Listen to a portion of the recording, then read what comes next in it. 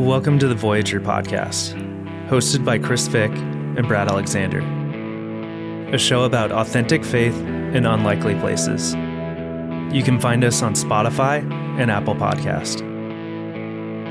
We hope you're encouraged.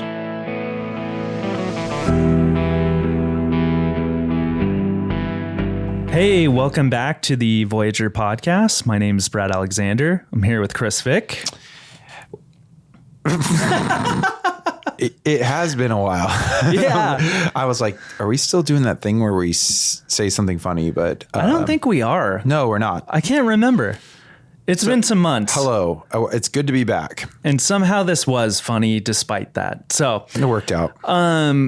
you know what? We had always said when we got off the weekly, we're going to force ourselves to put out, an episode a week. And it kind of put us in a crunch that we would do the show when we felt like we were fired up to do it. We had something to talk about. We had a guest that we're like, okay, we need to talk to them. It's going to encourage people.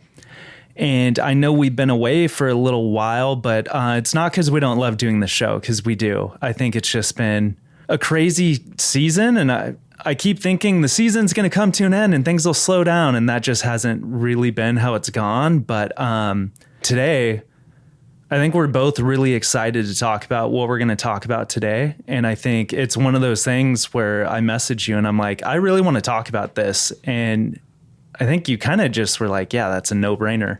It's funny, as far as the show goes, full disclosure, we were talking about all right, what do we do? This can't be our main thing. And within a week, we're recording another episode. I think it's just because I think we do love it. And it kind of reminded us of how much we love it. And so obviously we have day jobs and other things to do that are really important, but which is actually what we're going to talk about today. Exactly. In so many words. So I think today's episode, there's many ways you could phrase this. I refer to it as the calling on my life. You could call it God's purpose, your journey, your career path, however that looks for you. But we're going to kind of dissect some things that I've noticed that whenever I start talking about this subject, that it tends to evoke some emotions in people.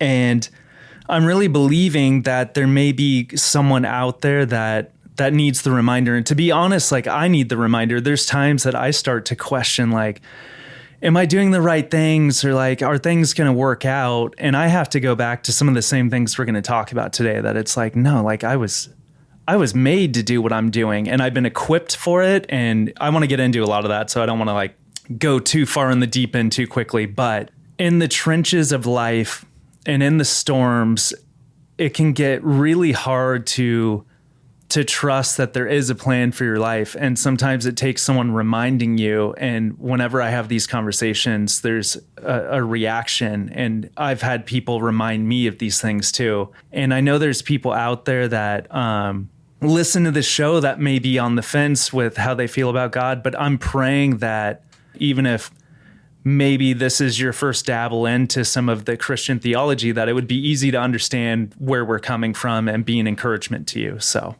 yeah. And theology is not a crazy word. It's just a study of God and his purposes and his plans. And I think if we are in fact created in the image of God, which we can talk about some too, then that matters very much and I think it's actually written all over our DNA. I think it's written all over we desire to do stuff that matters. We desire to be called to something greater than ourselves, something that's bigger than just an individual effort, but something that's going to span time, and so I think it's a really worthy topic. And I think it's something that people are really searching for right now, is a place and where to go. And if you don't know what to do, you're liable to be sucked into something that's a lesser calling.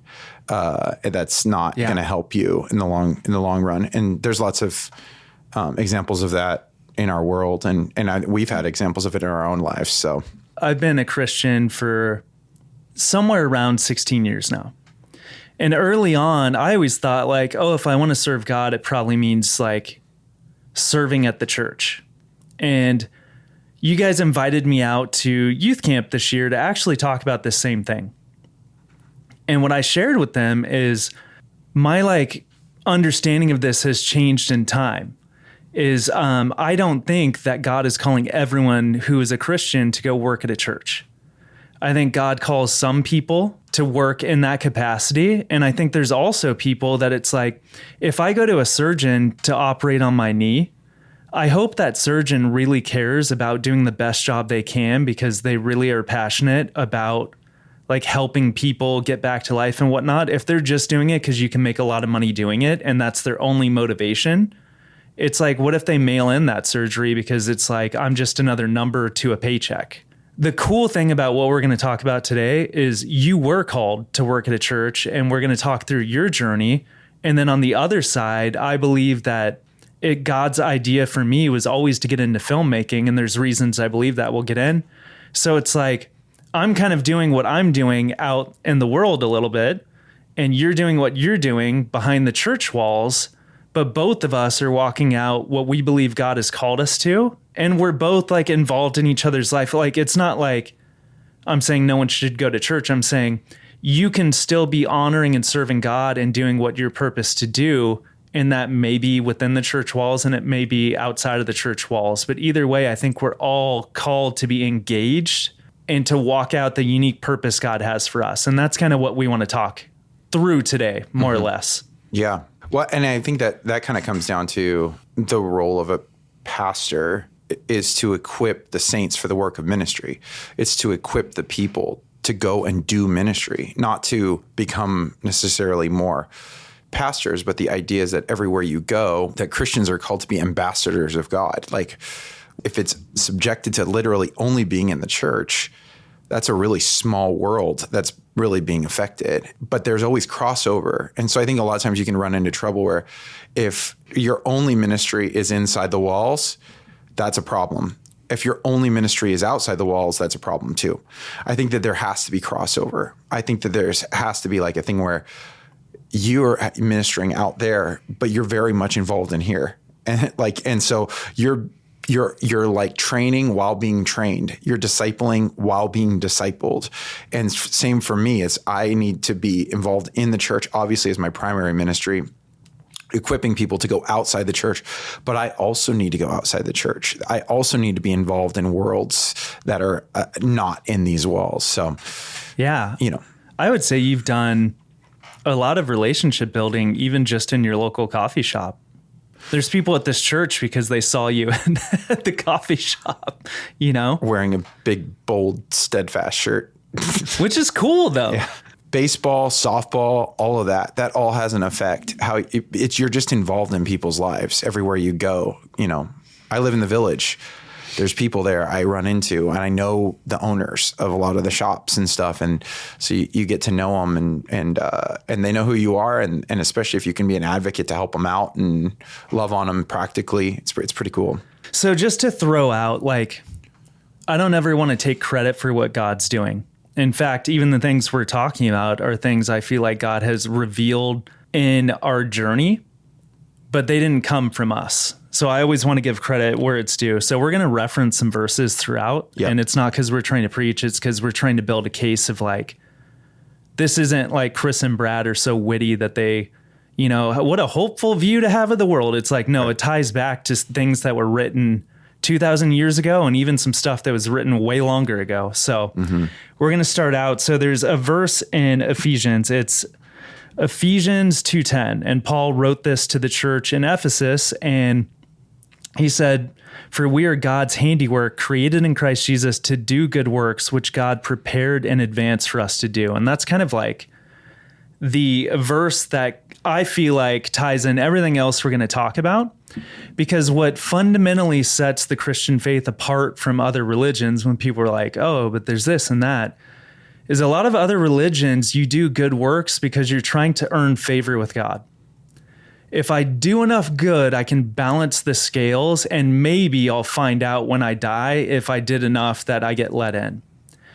The Christian faith is built on the principle that Jesus justified us by what he did. We're forgiven. And then The works God has prepared for us are not us earning our salvation or earning our favor. It's that he wants us to be a part of what he's doing. So there's things he's prepared for us that we get to walk in. And in our obedience, we do things, right? But it's like, it's also like kind of a joy to get to do that.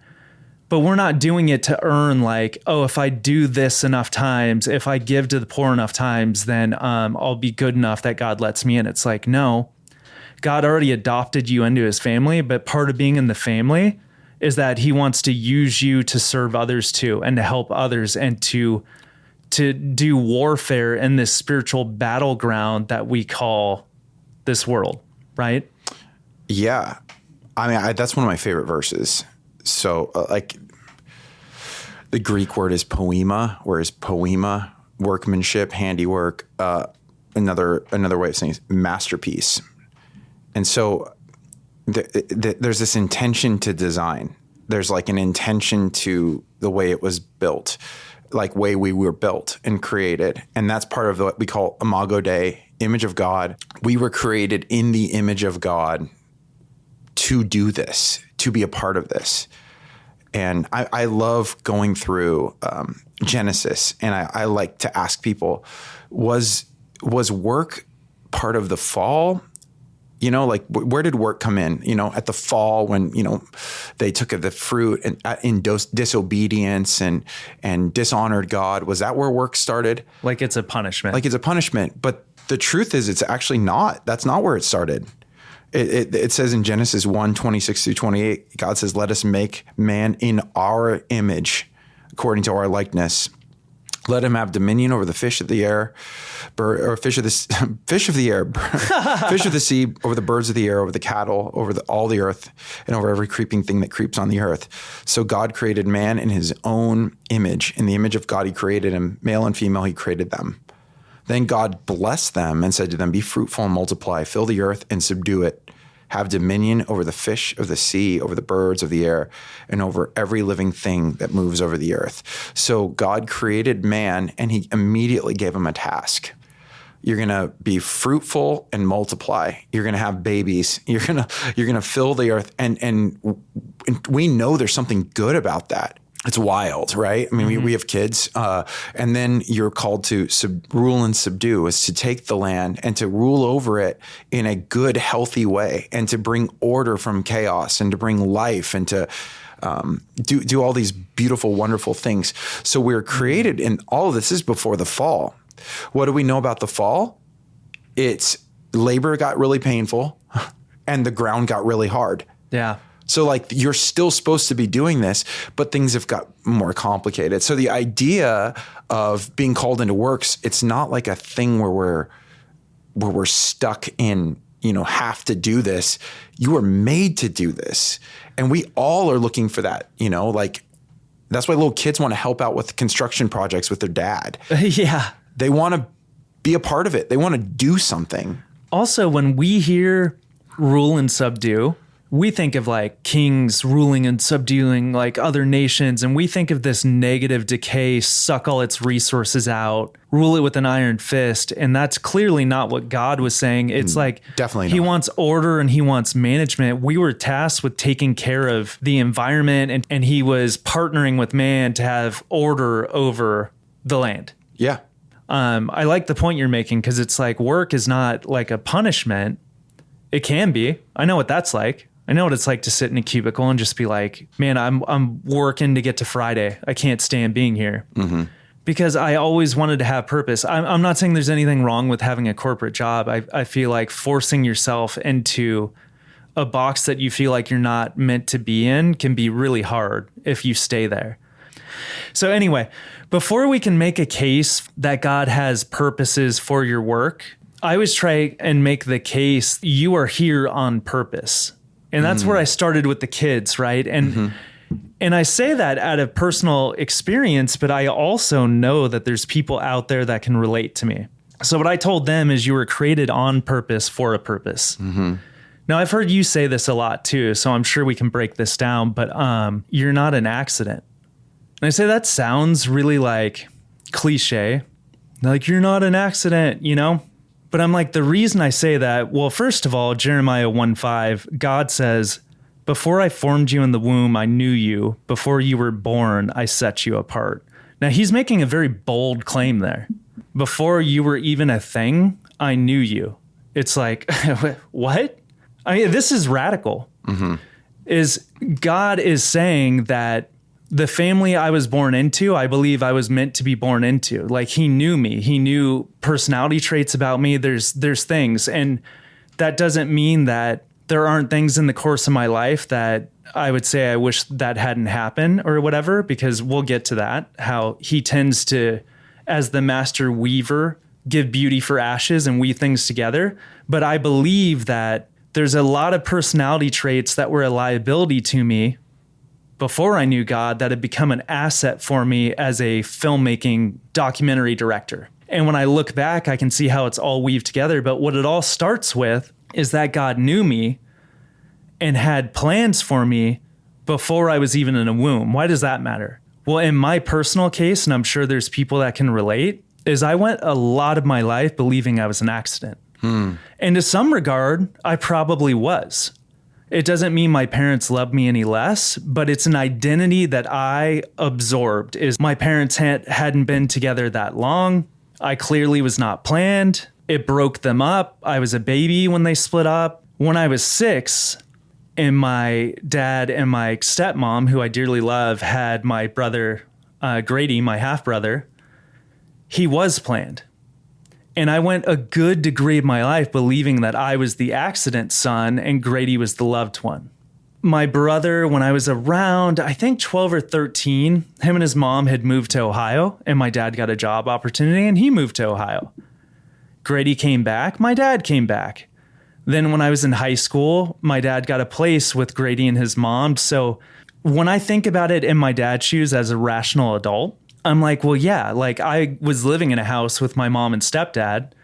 My dad had tried several times to get me to live with him. I never wanted to change school districts. I didn't want to leave my friends. So I get why he had made an effort to keep my little brother close. But as a young kid, what I absorbed is you care about him more. And I'm just this accident that's kind of just here. That was never said to me, but that's an identity that I absorbed, right?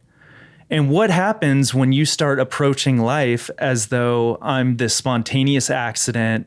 The world's reflecting back to me that I'm not enough. I don't know why I'm here. Like, maybe I shouldn't be, yada, yada, yada. Then you're like living on couches or whatever. You start to operate out of that where it's like, well, my life doesn't have value. So if I do drugs or whatever, like, it is what it is. You know, if I almost die drinking on pills, it's like, whatever, you know, just an accident anyway. What changed when I gave my life to God is that I went from feeling like I was an orphan in the world to being adopted into a family. Man, God loves me so much that he spared me of like several overdoses. I never would have called myself an addict. But when I look back, it's like, what would you call that behavior? If you're almost going to die taking a substance and you're taking that substance again right after, and that continues to be a pattern in your life, you're an addict, man. You have to go through some mental gymnastics to yeah, it's a self-righteousness though. Classify it as something. Oh, absolutely. Mine's different than yours. Yeah. I don't want to detour from the topic, but the point is, if you operate out of being an accident that's an orphan in the world and whatever, then you're going to get what you're looking for. Is life sucks. I'm going to make the best of a bad situation. I'm going to feel good while I'm here. When you operate out of the stance of, man, God loves me so much that he like chased me down. And I've said some blasphemous stuff and I still had a radical experience with God. That was his plan, not mine. The idea that I would be spared from all that stuff and then the plan would be, okay, God, like, you know, I could have died in my bed several times over after partying too hard, and I didn't, even though some of my friends did, but I'm still here, but there's no plan past that point. And I think you can take that into the rest of your life and you'll have symptoms, and work is one of them. Is if you don't believe that you're called to something unique, that there's a unique plan for your life, then you'll kind of settle for whatever you fall into. And or it becomes about making as much money as you can so you can have the best life you can. And I think both those things fall short of the joy you can have when you start walking out. There's something that engages when you find that thing that you're like, whoa, I think this is like what I'm supposed to be doing. And it's what you're talking about is identity. If you don't know who you are, then you're liable to have someone else tell you that what you are. And you're going to allow society and culture to tell you what you are. And that's really, really dangerous, especially because none of those things really work. You know, they might it's kind of like a Band-Aid to the situation, but they don't cause doesn't get to the real core issue. Because the verse you shared is that you're known and called as a child, or this Ephesians verse, as workmanship, as masterpiece. That there's something really, really special that you've been called to.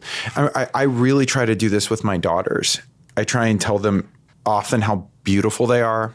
Do it to my son too. Less beautiful, but how special they are and important they are, and how much I love being with them. And it's all true. I believe it with my whole core, but I want them to know they have that from their dad.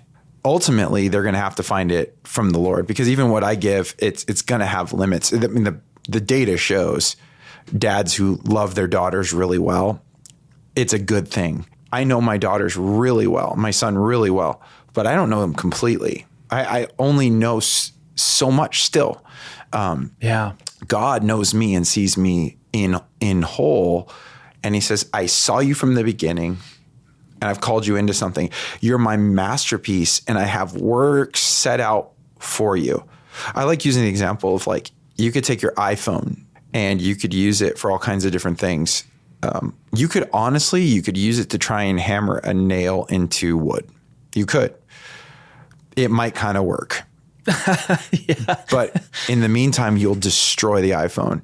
And what is it really capable of doing? Well, if it's good or bad, that's we'll find out. I don't know.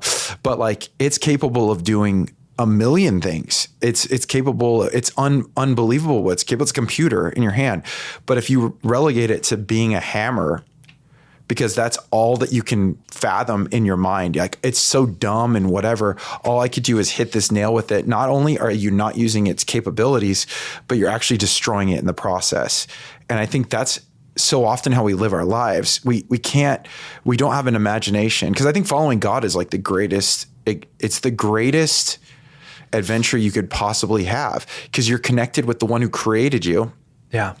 And he has some really crazy twists and turns that he wants to take you on. Why are we so enamored with adventure and stories and all that? Because he made us like that. And he wants us to experience those kind of things in our life. And so not that they always have happy, easy endings, but that he's going to be involved in all of it and be working in through all of it. So understanding that you're known from the beginning and loved, and then you're called his masterpiece, a masterpiece that has been created for works. There's work set out for you with your own.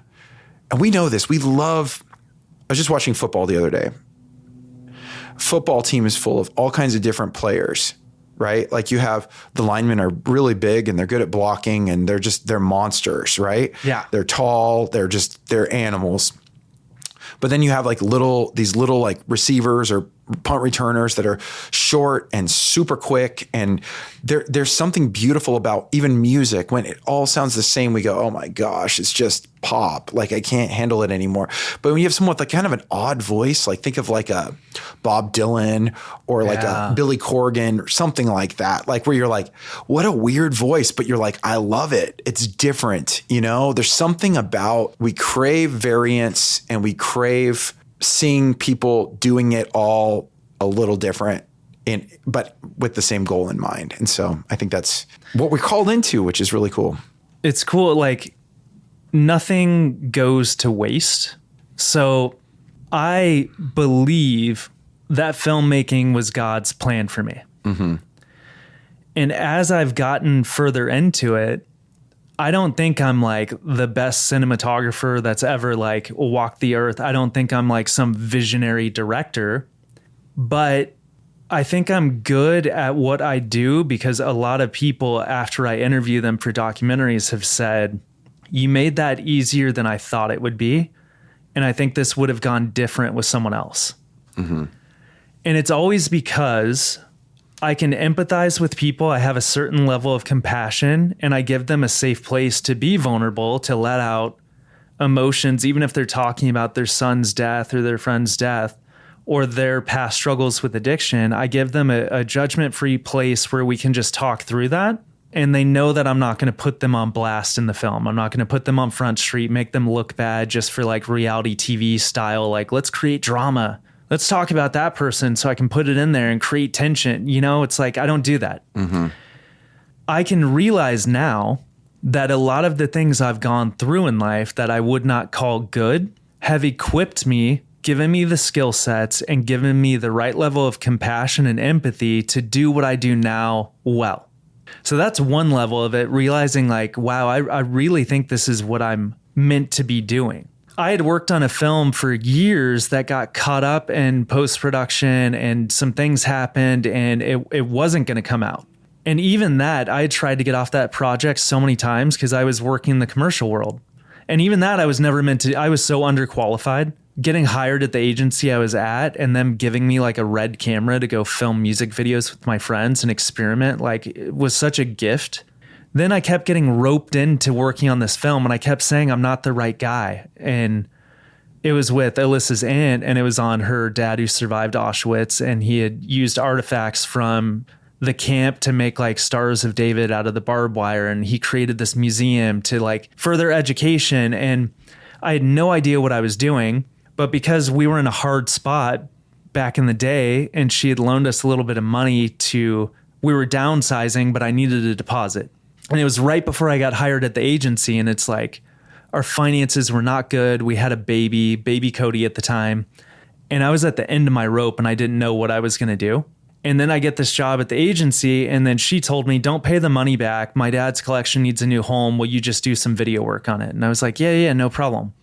That evolved into the documentary, and there were several times I was like, I don't think I'm the right fit for this. And she kept saying, if not you, then who? I was like, okay. And that taught me how to make a film. But then some things happened outside of my control, and that film has never come out. And in my head, I was like, but if I could just get that film out, then it would get into the right festival, it would get a distribution deal, and then someone would come and say, hey, is there something you really want to do? And we'll finance that. That's not how it happened. My friend who financed The Threshing Floor, which is my first film that I produced over, didn't even actually want to watch the cut of Live to Tell. He was like, I think God told me I'm supposed to help you.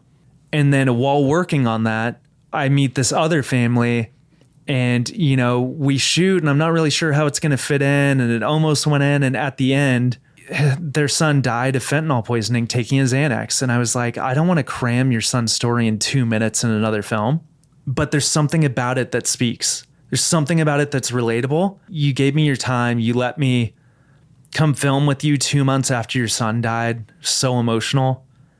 I'm just going to edit together and I'll give you guys like a little mini doc for the foundation. You can have it for free. You can put it out.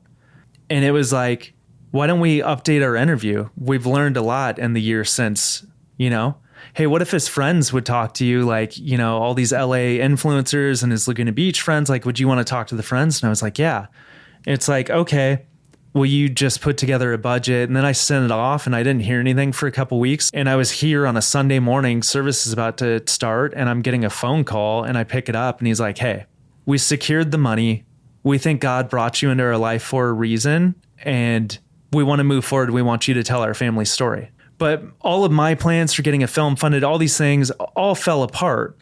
But you see in the process of all these things how God used all of it. And it's like your time here got used for this and that got used for this. Not only is my time with my own addiction, going back to my own family dysfunction, all of this stuff now gets used in a way that I feel like it's God's grace and it's Romans. It's like him working all things together for good. It doesn't mean those things are good, but he's working them together like this master weaver.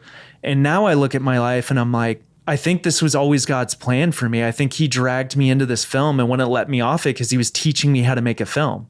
A lot of times when storms hit, it's like I should just stop doing what I'm doing, or I should just, maybe I'd have an easier life if I go over here. And it's like, probably not. The answer is through. Usually it's not back the way you came. So I wanted to talk through your story now because I feel like this illustrates it well, because you felt called into ministry, and that's been a journey. So I want to go back to your days in Redlands and getting engaged to start working in ministry. And I'm hoping that you can take us all the way through, not only like becoming like a staff pastor, but also coming back to Carlsbad. And obviously, if it were, once you engage, you get to kick up your feet and everything's easy street. I think your story proves that's not true, but the character building and everything, all the fruit that's come out of this church, I think is because it hasn't been all easy street. So anyway, I'm going to stop talking. Before I do that, I want to point something out with your story. I got to see this whole thing happen, which is pretty cool. Yeah. It is clearly God, but there is something about obedience. And I remember when you're trying to get funding for the threshing floor, and there was a point where, what do I do? That sort of a thing. And then I remember there was a sense where I've got to make this thing so clearly about God rescuing. It can't just be another addiction film where someone gets clean. The story needs to be like really told that Jesus is the hero. And that's what we're going to do, which in some sense can make things less marketable in some ways. Right. And as soon as you made that decision, this door opened up. And I think there's something about that correlation. We've been reading through a devotional thing for my kids in the morning. And right now we're talking about Abram before he becomes Abraham, and God's establishing him as a nation. And he takes him from Ur and he says, we're going to go to a place you've never been, and I'm going to give you a whole land somewhere. And Abraham believes God. He believes him and he leaves. It's obedience in action. That's the crazy thing, is like you can go on some wild rides, but it's going to take obedience, and sometimes it's going to be kind of wild. When I was at Western, Gary Brashears, who's the professor there, he used the tenets of Abrahamic righteousness. And the first one was trusting God even when it makes no sense, which is to take all your stuff and to go where he tells you to go just because he told you to go. And then the second one is he gets to Canaan and God says, yeah, this is going to be it. And Abraham goes and makes an altar in a hostile land of other gods. And the idea is the second 10 is trust, and the second one is loyalty. He's loyal to God even in the land of Baal, loyal to land even in the other gods' land. He's staking a claim amongst all the pagans around him. It says, this is who I'm honoring. This is who I'm following, whatever comes my way. And then there's more to it, but I think there's something about obedience. I think that's really the main thing, is just because we think it's sacrifice, and it's better to obey than to sacrifice. Is that 1 Samuel or 2 Samuel? It's better to obey. Obedience is greater than sacrifice. Yeah. Because we think, I'll do all these things for you, God. It's like, no, you're kind of doing those things for you. And what you're really doing is manipulating. You're saying, I'll do it if I can shape it the way I want to shape it and do it the way I want to do it, And obedience is, you said to do it, I'm going to do it. And I don't know. And so anyway, I think there's part to that. Two things I want to highlight in what you just said too. Because I was just talking about this with my wife, Alyssa, who has a business. She makes this really gorgeous art, and she works with interior designers. She's very talented. Well, thank you. And we have some of it here in church. Yes. And she taught our women how to do it. And it's not necessarily like, I don't know how her business would be, quote unquote, a Christian business. Whereas I'm very open with my faith. No one who follows Wise Old Crow Media has any question on where Brad Alexander stands on God, right? But that was a decision too. That was too. Yes. Okay. And see, you've been involved in a lot of this. Yeah. Because I purged my portfolio, because Wise Old Crow was always meant to be about God, but I was kind of one foot in, one foot out, do some music videos, do this. And the hard part is that I love a lot of those people. My friend Bob and the bands like Fake Figures. I love working with those guys and Cassetta. And I did a short film on my friend Adam, who I dearly love. You've met him. We skate together all the time. But that was not what Wise Old Crow Media was meant to be about. And I knew when I purged things, it might, I had to have some conversations because I knew it was going to look like, oh, you're trying to wash all that stuff out. And it would be like a bummer. And I think to some degree it was, but people understood like, no, you're trying to walk out your faith. And people have been really supportive about that. But with Alyssa, I'm like, God still has plans for your business. Even if it doesn't mean you're posting Bible verses on your Instagram or talking about your faith, you should be prayerful about it. And a lot of times I think people think that it's like a nice memento or whatever to be like, I'm going to pray about it. When you actually know that God is like, when he gives you discernment on something, if you haven't experienced that, it's a trip. I've had things that I'm so confused about and you're praying about, and all of a sudden you're like, I know with absolute clarity exactly what I'm supposed to do right now. And it's almost like God cuts through all the murkiness. And it's like, sometimes it's not the answer you hoped it was, but you're like, it's very clear right now. And he has this way of, sometimes there's a degree of faith, but when you talk about Abraham leaving, this land where we believe he came from a wealthy family, and it's like he's going out into the desert because God told him, that sounds crazy unless you've had God tell you to do something, without a doubt, you're like, I have absolute clarity. I'm supposed to do this thing. That's what we're talking about. We're not talking about running around emotionally. When God tells you to do something, there's usually no mistaking that it's like God is telling you to do it. And we were just talking about this, not naming names, but even people in our life that are like, hey, texting or whatever, where it's like, hey, I think I'm supposed to do this thing right now. There's something really cool about when God tells you to do something, even when it takes faith, because you're like, I don't necessarily know how it's going to work out. Like Abraham, I'm going to go here because he told me to. I don't know what I'm going to find there in that land. And, and there was some waiting involved too. There's a verse where James is like, you who say you're going to go to such and such town and sell your goods and make a profit, yet you don't even know what's coming tomorrow. He's like, instead, you should say, if God wills it. I don't think he's condemning them for having plans. I don't think plans are a bad thing. I think he's condemning them for leaving God out of the plans and thinking, if I rationalize hard enough, I can determine my own future. And that's kind of like what we see in like the manifesting culture and stuff is like, if I want it bad enough, it should just happen for me. But I'm on a whole tangent now. I want to get back to your story. I just wanted to point out, we have a limited understanding, but we always think we have the right plan and God should just bless the plan. And it's like that plan usually ends up being more about you than anyone else, if we're being honest. Yeah, definitely. And it's always, any path you take, like you talked about how you got to where you are right now. You'd never plan this out. You would never write it out like this. You'd never think it would go like this. That's a humbling thing, because it not only does it show you like you couldn't see it then, it also tells you probably can't see it now. Like you don't know what the future is going to bring. But that's a constant reminder that like you need to be connected to the one that has laid out the good works for you, that does know the future, that does know the beginning from the end. Yeah. So I'll tell my story. Yeah. And then I have some more thoughts on calling that I think could be really close helpful. it out with. Yes. So Chris is a hardcore kid. Yeah, right. Redlands in the Inland Empire. Also into athletics. Got involved in the church, and it was right after, really making a mistake. You guys have heard the story if you've listened to old episodes where I, assaulted an employee, which really sounds worse than it was. But yeah. I ended up getting fired.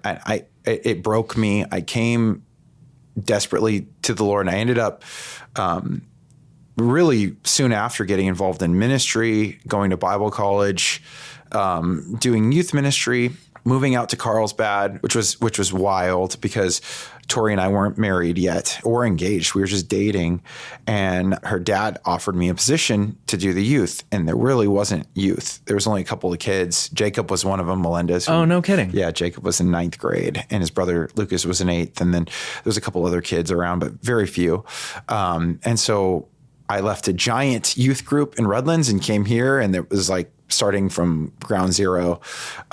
Also, there's like the whole adjusting to a new culture. It's very beach, which I love now. I'm more this than anything, I think, at this point. But I was very proudly Inland Empire kid. But I moved here, was involved in ministry.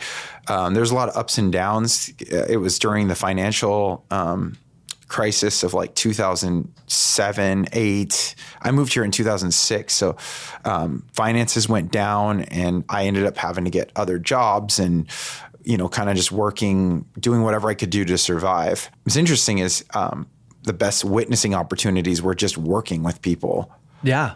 And relationship building. Yeah. And working hard. I think that was the other thing. When I was at FedEx, when I was 19, I had just gotten saved. I was kind of aimless and like, oh my gosh, I got to load these boxes all day.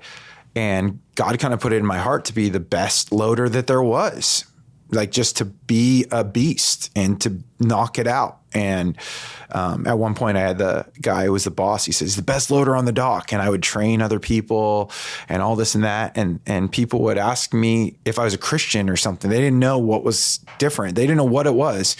And so there's something about even doing that excellently, which I think is really cool, because we've kind of narrowed down Christianity to church stuff, and even a Christian film or, something like that. But like a lot of the humanitarian efforts, hospitals being built, like there's a reason that there's Christian names on those things. They were seeking to help people no matter what with the resources they had, and they did it really well. Some of the greatest artists were Christians. Where we think of science and the church being at odds with each other is crazy, because science came from Christians. A lot of these, because they would study hard and they would work hard and they would care a lot. And I think actually bums me out is a lot of times Christians have gotten lazy, and we actually don't do a very good job. A lot of Christian music was terrible. Christian films, terrible. Like just the whole thing, it was like a counterfeit to the world. But I don't think that was something that was present in years past. It was the Christians that were sending, the needle further and further and further. And I think we've given up a lot of that, much to our detriment. Has not been a good thing. But anyway, so working hard, and you find you're ministering to people because you're in their lives. You're around these different people. Got called up to Orange County. Being there, I learned how to take over a church. I recovered a lot in a lot of ways. I think I was in a kind of a dark spot going up there. I was working through a lot of stuff when people are deconstructing before that became like a thing. I think I was somewhat working through some of that stuff even at that time. And Lord brought me through. We had a really healthy group around us, and it was really good. And then when I was called back down here, I didn't want to jump on it. I think that's a good thing. I think if you want something really, really bad, it's probably like a little scary. I think you should always have a little bit of trepidation. But I was like, I don't know. Can we do that? Is that something I'm supposed to do? Like, it's complicated. And it's also, you're taking in becoming a senior pastor. That's a lot, am I even capable of doing this? And God, he really confirmed it through a lot of different ways. He just started lining everything up, and it started to make sense. And there was good people speaking into my life, and I knew I was supposed to do it.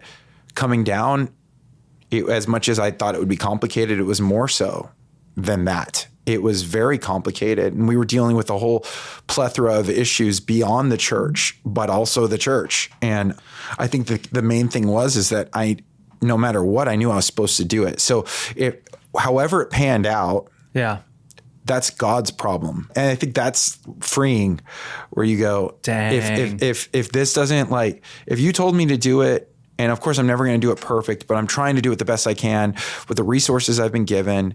And I'm trying not to blow through stop signs. Obviously we all have blind spots, but if it all blows up, there must be a purpose in that too. I don't know. There was a lot of seasons of that, and God continued to meet us, razor thin margins. I mean, like razor thin. He would meet us, and he would meet us, and he would meet us. And as the time went on, we just saw God clearly wasn't done here. He wanted to do something. God has put us in a much better position. In a lot of ways, we have staff, we have a beautiful church, amazing people. But it was all built in the trenches of kind of like the gnarliness of it and the reminder of, no, you don't own any of this, because I got to be honest, like everybody thinks this. You think coming in, especially if you've had experience in like youth ministry or people like when you speak or whatever, you think you're going to do well. And it's not like a super arrogant thing, but it's a little arrogant. If you're being honest, like, cause you think I'll be able to do this. It'll work. I got energy. I'm ready to go. I feel like people resonate with me, and it's very different than you think it would be, but that's a good thing. By the way, people are successful using their charisma. People are successful doing it their own way. There is that element of that happens too. That's scary because if you create it, you have to maintain it. And I think everything that God has done here that's been good, yeah, he's equipped me to become a better pastor over the years. Yes, he's equipped me to become a better leader and whatever, all of those things. But like, it is very clear God did all of this. I have no doubts about that. So whatever happens next, there is a freedom there. There's a responsibility to steward it really well. But there's also the freedom to go, you did this. You're the one that did this. And so I'm okay with that. Like whatever you do with that, I don't know. I know you'll continue to be faithful, whatever that looks like. That's kind of like my story, I guess. Yeah. No, it's good though. I came to this conclusion recently, but it's like, it's so freeing when you stop trying to validate yourself and be somebody so that your peers can be like, oh, you're somebody now. We have respect, and you just operate in what God's asking you to do. It's so much more freeing than when you got to chase around, like trying to be somebody, trying to make yourself somebody. And for me, that was exhausting. And it's like, if this was God's idea, every time a festival doesn't want my film because we mentioned Jesus, I'm like, then we weren't meant to go there. It's not personal. And every time a church person is like, I don't think it's Christian enough. I'm making films that operate somewhere in the middle. We talk about our faith, but we're gritty and uncomfortable in some regards. And sometimes you feel rejected by both sides. And I just think of Paul, and I'm like going to the temple to talk to the Jews, and some people receive and some people are like, let's incite a riot and get this guy out of here. And then he goes to the Greek, right? And some receive and some are like, you just hurt my statue business, bro. Like, let's stone this guy to death, God is using you to reach the people he's reaching, but you're going to be a little bit rejected on both sides. And I feel like that can be a part of the ministry too. But if you know that I'm just doing what God's asking me to do, then the weight of everything else is on him. Just like, I think if I could sum up the Chris Fick call, you want people to know what they believe and why they believe it. It's not about, as far as I can tell, you're not about growing numbers. You're not about having a bigger stage to stand on. It's not about, I want to have the mega church one day. It's about whoever comes in these doors, I want them to actually understand this. And I think that's a really cool thing. But I'm sure there's people out there that would be like, you guys need to do better marketing, or you need to do this. And it's like, maybe there's elements where I'm okay with. And some of it's like, no, you just think you can find the formula and force us to participate in the formula. And you see that on both sides, whether it's the church or culture. It's always about God for me. And I know for you. And the beauty of just trusting God when you know he's asked you to do something is every time I think this is getting hard or it's not working out how I thought, maybe I should just bail, I can always go back to, if God told me to do this, then there's some purpose for it, and he'll help me figure it out. I think there's something to being authentic and okay with who you are. And like you said, I'm sure there's people who have told you should do this, you should do that. Absolutely. And some of it's true. Like you said, we should put out media, not for the sake of, we're doing it right now, not for the sake of, building our kingdom, but to build the kingdom. Like, so if it's something that serves this, I have it written down on my, what I want to do. Content to serve people, content to bless people, not to bless or serve ourselves. Colossians 3:23 through 24. And whatever you do, do it heartily as to the Lord and not to men, knowing that from the Lord you will receive the reward of inheritance, for you serve the Lord Christ. And we've just been going through First Peter every week, and it's talking about like harsh circumstances, suffering, persecution. I don't care. Don't return evil for evil. Love on them, bless them, serve them, submit yourself to them. Why? For God, for his sake, so that when they look at you, they wouldn't have anything evil to say about you because of your conduct, because of the way that you've lived your life. It's going to be really, really hard for them to talk bad about you with any creditation. And anybody that does say that, everybody else is going to go, wait a minute, that's not who that is. And it might end up becoming a thing where God even uses that for his glory. So you can't shortcut the real thing. That's the main thing, is like you were created, and this is where it has to be your identity, your worth are tied to your work. I also believe that there's specific callings that are, there's no disconnect from the divine and the secular in a sense. Like whatever you do, if you do it well, because I was talking with one of the guys from our church, and I was telling him, I was like, yeah, tell him what I was working through and some of the stuff we're thinking about. I said, how's it going for you? He's like, oh, my job's just logistics, not something important like what you do. And I was like, wait a minute. What you're doing is ruling and subduing. You're bringing order. And I see, every time I see him, he's reading a leadership book. And he's like, and he's got all these things in his mind where he's trying to become a better leader, to love on his staff better, to serve them better, to lead them better, to become a better. And I'm like, that is gospel, man. That is good. That's good work. And so I love the idea when we hear about calling. The definition of call is ability, affinity, and opportunity. Like you've been given the ability, like you'd be like, I want to serve the Lord with music, but you're not good at music. That's not your call. You might be able to serve it. You might be able to be like a record producer or like sales or whatever. You might, whatever, market. I don't know. Call is ability. Do you have the ability? Has God given you a unique ability that's unique to you? Remember, you're his workmanship. He made you exactly how he wants you to be. He doesn't want you to be like the one person sitting next to you that you wish you were like. He doesn't wish you were like that. Ability, affinity. Do you love it? Is it something that you like? Is it something you can get into? And then opportunity. Is there an opportunity to do it? Has God opened up doors for you to use it for good? Yeah. I want to add on to, and this may be a response to stuff personally, but I always view things as like, it's not just a means to an end. So like, if you're faithful in the small things, you're entrusted with more, right?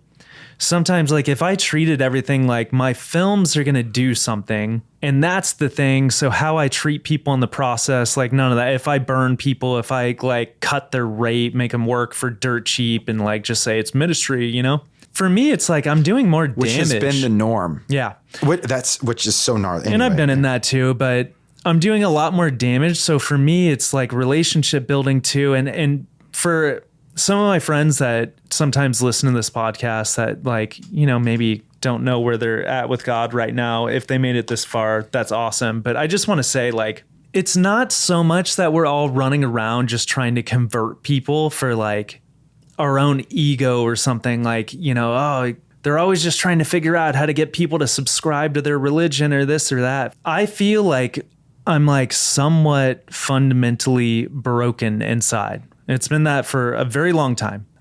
Suffered from depression as long as I can remember. That could be environmental. That could be personality. I don't know. It could be both.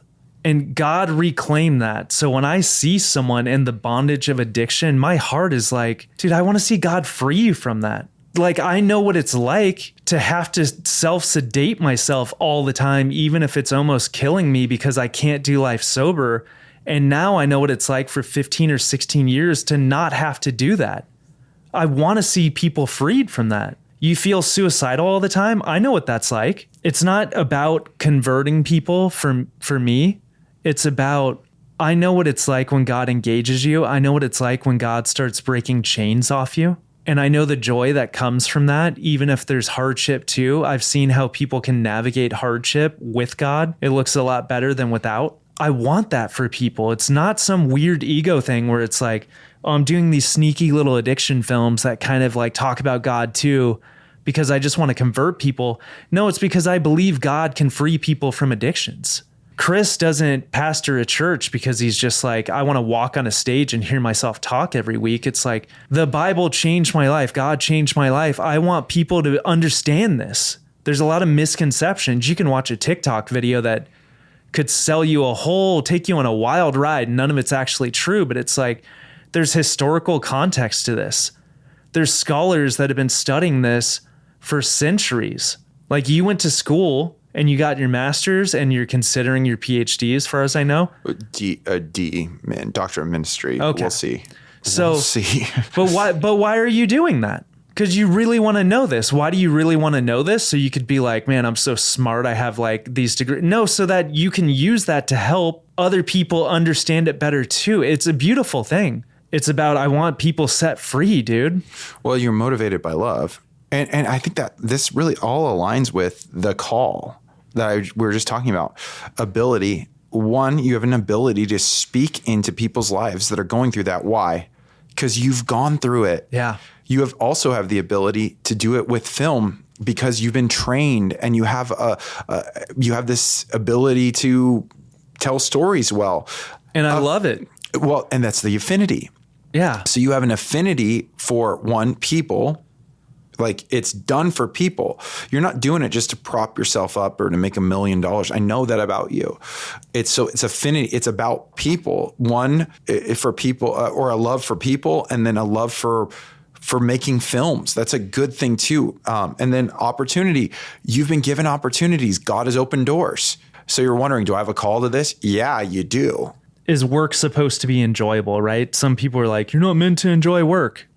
It's like, that's true. Not everything's going to be fun. I don't enjoy writing treatments. Like, you know what I mean? Right. The film proposal, when I've got to write like a 10-page, what feels like an essay about the synopsis and how I'm going to approach it and the topics I'm going to play with so that I can show people the vision. That's not fun for me. But when I'm running around in the trenches with the camera, I've said it so many times. You can ask my second shooter, Curtis, who's on everything with me. I'm like, I feel alive. The engagement and fulfillment that comes with that is just like, it's so awesome, you know? Okay, so this is out of 1 Corinthians. It's 9:16. For if I preach the gospel, I have no reason to boast because I'm compelled to preach, and woe to me if I could not preach the gospel. Paul's like, dude, I can't even take credit for it. I don't know what else I would do. Like, I'm compelled to do it. I love it. You know, when COVID hit, the pandemic, and all of California shut down as far as video production is concerned, non-essential jobs. So it's like, we're all on pandemic relief. No one can do anything. You know what I was doing? You do know, because I did one on you. Mm-hmm. I was running around doing testimony videos on my friends because I was like, what? I'm compelled. Mm-hmm. Most of my friends who were not getting paid to pick up their camera did not pick up their camera. And I'm not trying to say anything about them. I'm saying I couldn't not do it, even though I'm like, I could sit on the couch and be on pandemic relief, or I can use this time to run around and like try and light things better and do testimony films, and maybe that'll speak to someone. So that's what I did. I also think you doing that was what brought you to Carlsbad. That's probably true too. Which was interesting. Which has been another great thing. Here's the thing. I think when you recognize the call, you want to discipline yourself to do the hard work because of what you get out of it on the other side, like because of the gain you get out of it. And I'm trying to teach my son this right now. He's really into baseball. He shows skill. And I said, you've got to learn to love work. You've got to learn to love working out and running and sprinting and the grind. And you know, we've been talking about the disciplines of waking up and spending time with the Lord first and foremost and filling up with him. You know, so let's set a schedule. And then when you're doing school, you crush it. You crush school. You kill it. You do it super well because that's going to have an effect. So everything you're doing it really well. You're not mailing any of it in. And before you touch a video game, you work out really hard. Like you go do something where you were working out, you're sweating, you're furthering, and learn to love the disciplines in the process. And it will lead to, when you get on the field, freedom. So go swing your bat, go do all your stuff, go do your band's exercises and all your little things. And then after all that's done, you go for it and learn to love that part of it, because that's the discipline part that leads to, when the time comes, you're already equipped to go do the stuff. So I think a lot of times when people think, well, if I'm called to it, it should be easy. That's not true. That's not true. And how much are you in the editing bay? Oh my gosh. How many times have you redone your film? Yeah. I mean, just know what I'm saying. Like, there's a lot of like stuff that other people, if you don't love it and you don't have a desire and a passion for it and a work ethic for it, you're going to mail it in. And I think the world doesn't need the church to do that anymore. Whether we're doing it in the secular or in the church setting, we've got to like do everything heartily as unto the Lord for him. We all have dark nights where like, you're like, Oh, yeah. Is any of this going to go right? And it like, as many times as he carries you through it, you still have those. So I need this reminder as much as anyone. And I just hope if there's anyone out there that just feels like aimless or, I'm not sure what I'm supposed to do in life. Sometimes just serving at the church or getting involved or apprenticing with someone or interning can engage something you never knew. And then one road leads to another, leads to another, leads to another. And you wake up one day and you're like, I can't even believe that this is what I get to do. And look at all these things God aligned to make it happen. That's been my story. That's been your story. And I know we're not unique or we're not like God's favorites because he doesn't show favoritism. It's like he loves people. And I think he has plans and purposes, and you can choose to kind of surrender over that and be like, man, I want to do whatever God wants me to do. And you realize you find so much fulfillment, just purpose in that. Or you can kind of try and do it on your own and whatever. But I just want to encourage people out there. It's like trying to make money and it's hard to get by and I'm not sure what to do. And I'm like, there is no formula. And if you chase money, it always seems to disappear. So my encouragement to you is to start praying and seeking God and ask God where he would direct you. And it's funny how an opportunity might come out of that or clarity might come out of that, but that's always the last place you want to go. We treat it like I got no other options. Maybe I'll pray about it. Maybe God will do something. And it's like, I want to treat that as the first stop. It's God, where do you want to direct this? Where do you want to direct me? So that's my encouragement to people out there.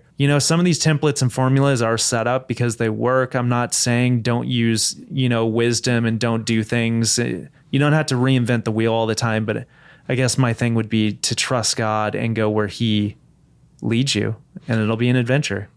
I also last thing I'll say on this is I think it's important that you do, like we said at the very beginning, the job of the pastoral staff is to equip the saints. So I think it's really important that you're involved in a church setting. I was talking to a friend of mine who just got his master's in counseling, and he was saying the importance of working through stuff in community, the importance of multiple voices. So a lot of times people feel like they sense a calling, and then they separate it from the church, and it becomes their own thing. I think the church should be a hub where we come together and we build each other up and we encourage each other and remind each other of what we're all about, filter through things and work through stuff, and then you go out and do it. But I think that it's really important to find a good church where you can have those conversations, because even we've had a conversation about all these things. Yeah. And I think that's one of the important things, is because you know what? Sometimes I'm going to be lied to and I'm going to believe it. I need people to talk to me and I need them to remind me of things.